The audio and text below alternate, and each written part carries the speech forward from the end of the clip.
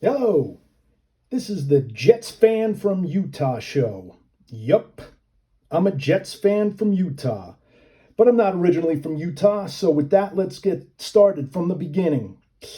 I am a New York City native, been a Jet fan since I was a young kid, although I'm not old enough to have witnessed Super Bowl III. I've been watching since the Sack Exchange days, and I've seen it all, just like many of you, on TV or live in the stands. I used to have season tickets and have seen it all. The interception of Richard Todd in a failed comeback against the Bills in a wild card game. The A.J. Dewey game. Drafting Ken O'Brien over Dan Marino. Starting 10-1 and going on a skid to wind up sneaking into the playoffs, getting into the second round, and blowing a 10-point lead with like about 4 minutes left, highlighted by the Gastineau late hit on Bernie Kosar of the Browns. Remember that one? Drafting Blair Thomas over Emmitt Smith. The Brucey Coslet years. Eric Allen's 98-yard pick six when the Jets blew a lead against Bubby Brister and the Eagles. I was right there. I was also there for the Dan Marino fake spike. He might as well have thrown the ball to me. I was seated in the fifth row in the corner of that end zone. You could hear a pin drop as people were filing out of the stadium that night. Passing on Warren Sapp. Remember that one? He was sitting there shaking his head in disbelief that the Jets passed on him. The Rich Kotite years.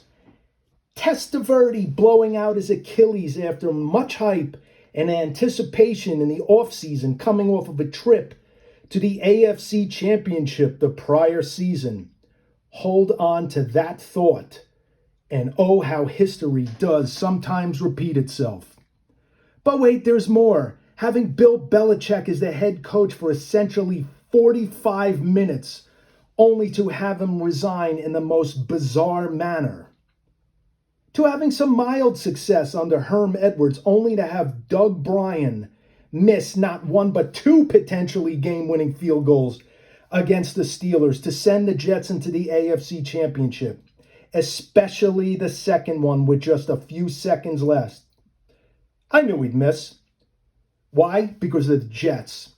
He shanked it, they wound up losing. Or not being able to hang on against Peyton Manning in the second half of Rex Ryan's first trip to the AFC Championship in that appearance. After his second appearance in the AFC Championship, it's been all downhill since then. The butt fumble, a comedy of errors in a matter of just a few minutes at home and on national TV. And then there's the horrible GM hires, horrible head coach signings, horrible drafting to include the lack of addressing the offensive line for years. To now, the season of 2023. So here I am in Utah. I've been out here for over 20 years. That's a different story for a different time. Well, who else on the Jets is also from Utah? You are correct. Zach Wilson. So let's talk about that draft. Did I mention that they also were in the catbird seat to get Trevor Lawrence, but somehow altered their future by winning a meaningless game, highlighted by a game-saving shoestring tackle by the punter that, had it not happened, the other team would have won and the Jets would have been there to draft Lawrence? Not the case. It's the Jets. So at the time, right before the 2021 draft, I asked a staunch BYU fan right before the draft, how was Zach Wilson? Because I didn't follow BYU. I don't even follow the University of Utah either. Here was his exact quote. Wilson doesn't do good under pressure. Hello? Notice I'm doing my Herm Edwards impersonation. Hello? Did that ring true or what?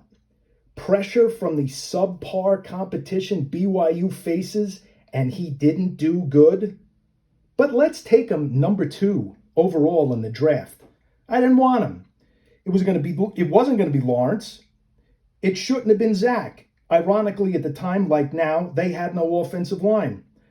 I wanted them to just keep Darnold and keep building the offensive line. You can't build a penthouse without a foundation. Nope, they took Zach. In fact, for about 15 years, they didn't address the offensive line.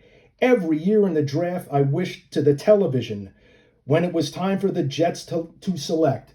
Please take offensive line, offensive line. Nope, defense, defense, defense. Sam Darnold, defense. So 2 years of an unconfident, undisciplined, unable to read defense, Zach Wilson career. Then comes this year, the Jets decide to make a big splash. Gonna buy a penthouse, Aaron Rodgers. But where's the foundation? That's right, there is none. How can Joe Douglas not have seen that for the last 2 years, having no offensive line with Wilson, that somehow it was not going to heal itself? But the 4-time MVP is coming with his favorite OC already in the house. A championship caliber defense, offensive and defensive rookies of the year, Breece Hall coming back, somehow deciding to add Dalvin Cook to the roster for a 1-year, $8 million flyer, and then drafting an athletic freak, he said, of a defensive end. The hype. Super Bowl or bust, coming from a team that hasn't made the playoffs in 12 years, but were somehow Super Bowl contenders with a head coach that had a losing record in his first 2 years. Fresh off of losing the last 6 games of last season, a Super Bowl contender. The hype, Hard Knocks, the hype. The team was already wearing their Super Bowl rings. Pump the brakes on that locomotive. Let's examine it a little bit more. So the build-up to getting Rodgers once Hackett was on board, my reaction was, does it matter? They have no offensive line, but they went out and they got the penthouse anyway without a foundation. Then the hype began. My exact quote to my friends, who are Giant fans, that this is going to end poorly. Why? Because they're the Jets. Up next is the draft. The swap pick with the Packers was just another Jetism. Oh, and the hoodie, swapping with the Steelers, another Jetism. There went the coveted left tackle. Who'd the Jets select? An undersized defensive end, freakish athlete with bend, they said. Great. A defensive end at 240 pounds. This isn't the days of Charles Haley. He could get away with that. Tackles in this day and age are freakish athletes themselves, and they're scaling in at 340. The rest of the draft was rather nondescript. But let's move on to the OTAs. The hype building by the day. The word Super Bowl started being tossed around like candy. Rodgers in the house with a championship-type defense. It is on. Well, let's talk about that defense. I thought last year the defense was overrated. Let's see. They beat Josh Allen once at home and Rodgers on the road. Who else? Backups. That's all they beat. They lost to Lamar. They lost to Burrow. They should have lost to Cleveland except for a miracle win, and that win was against a backup. They lost the last 6 games and 7 out of 8. Not a championship caliber defense. Let's move on. Here comes Hard Knocks. The country gets to see the hype at its finest. All the bravado talk, especially from Saleh. All the quotes. I mean, seriously, dude. Pontificating about crows pecking at eagles' necks, then suffocating. If you ain't got no haters, you ain't pumping. All gas and no brakes. And I think my favorite is, now what? Or what now? However he phrases it. Oh, I could have told him, now what? It was all over the top and made me sick. They were already wearing their Super Bowl rings. Instead of downplaying it all, he should have been reminding the team that they haven't made the playoffs in 12 years as a franchise. He essentially egged it on. Those teams have to play us. Yeah, good. All kinds of tough talk words. Yeah, so Saleh says, now what? Yeah, sure as I'm speaking here now, a few weeks before the season started, I said to 3 friends separately that my prediction for Game 1 would be that the Jets would suffer a significant injury. I'm not joking. I didn't say who or how, but simply the fact that this is the Jets and this could derail the hype more than anything. A significant injury would derail everything. Why did I say this? It's happened before. Because what happened to Testaverde the year after they came out of that AFC Championship against the Broncos when they lost? They were a Super Bowl favorite. Well, Vinny went down for the year. And so what I thought was, this is going to get derailed. Didn't think it would be Rodgers, but I thought some significant injury, and it happened. If you recall, Rodgers was running for his life on 3 of the 4 snaps he lasted. The other one was a running play. Now what? Now what, Saleh says. How about season over in 4 snaps? Only them. Only the Jets. They got lucky to beat the Buffalo Bills in that game. But they beat them last year once. Sometimes any team could have success against another. They got their number. I believe the Cardinals have had recent success against Dallas, and nobody talks about the Cardinals being one of the best teams in the league. On to week 2 in Dallas. Jets are heavy road dogs, and rightly so. The championship-type defense gets smoked on the very first possession. Dallas marches downfield at will. Turns out the number 15 overall pick in the draft, Will McDonald, did not dress. Can somebody tell me the last time a number 15 overall pick was a healthy scratch that wasn't involved in some sort of off-the-field issues? Has it ever happened? Does anybody know? What did Saleh say about this? Hey, you can't dress everyone. Lawson is back and we needed more beef. It's like, wait a minute. You had nothing but praise for this kid. They drafted him because you, Saleh, you and your system can't have enough D linemen and you like to rotate players. Number 15 overall isn't dressed. It's mind-blowing. Turns out Dallas had the ball for 46 minutes. Seemed like a perfect scenario to rotate D linemen, doesn't it? Then some backpedaling starts. Something about McDonald and the playbook and schemes. That's brilliance. This is a clown show. An absolute clown show. Did I think the Jets would win against the Pats like many people did? Not a chance. I've been saying since the spring. Until they prove otherwise, they are still the Jets. To make matters worse, the game's at home. I predicted it would get so bad that they would see some sort of like sideline spats. Did that not happen? The Jets put all their chips on an even number. Number 8 is an even number, and it came back odds. All the chips in, and all the chips are gone. End the season. What happened to all of that tough talk there, Robert Saleh? You look dumbfounded on the sidelines. Mike Tyson said everybody has a plan until you get punched in the mouth. Mr. Tyson, allow me to ad lib in the case of Saleh. Everyone has tough talk until they get punched in the mouth. What now, Saleh? You got punched in the mouth. You never had a plan. All you had were tough talk words. Now, after being punched in the mouth is when smart guys take over and make adjustments. We're waiting. You are 12-25 in your career with this team as a head coach. Tough talk and Confucius-like sayings are getting you nowhere, man. Smart plans need to be in order. Are you capable of that? As I've mentioned it, I've seen it all, but then again, this is the Jets.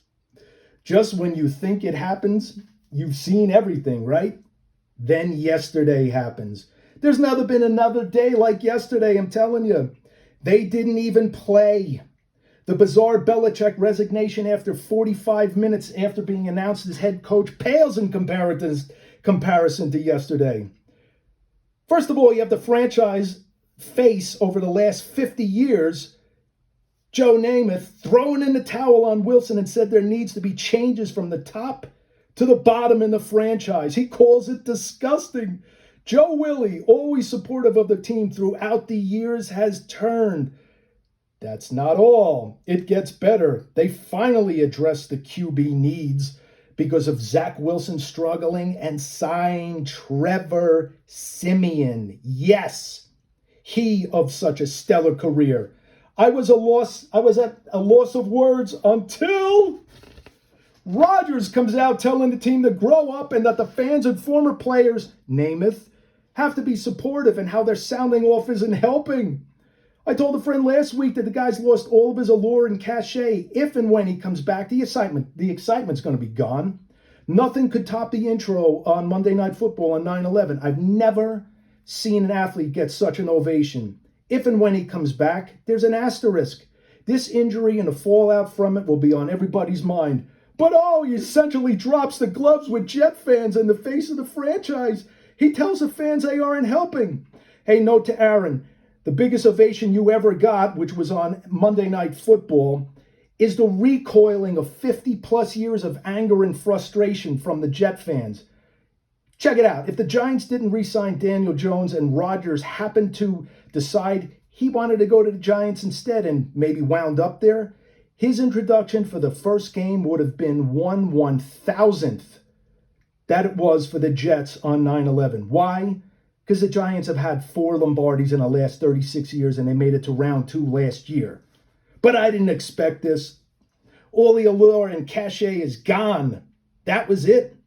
I started laughing hysterically. The entire franchise, everybody involved, past and present, are now involved in like a mental verbal bench clearing brawl from the old days of hockey past. A complete meltdown, ugly, in true fashion of those old bench clearers.